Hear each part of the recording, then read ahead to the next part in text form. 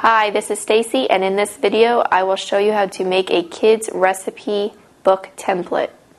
If you like using the computer, you can create a recipe template, a simple one like this. You can include recipe, the ingredients, directions, and the child can make a picture in the box.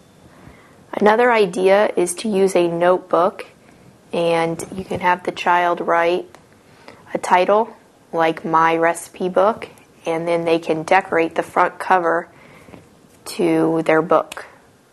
On the inside, the kids will get to write the titles like recipe, ingredients, directions, and then fill in the recipe, the ingredients, and directions.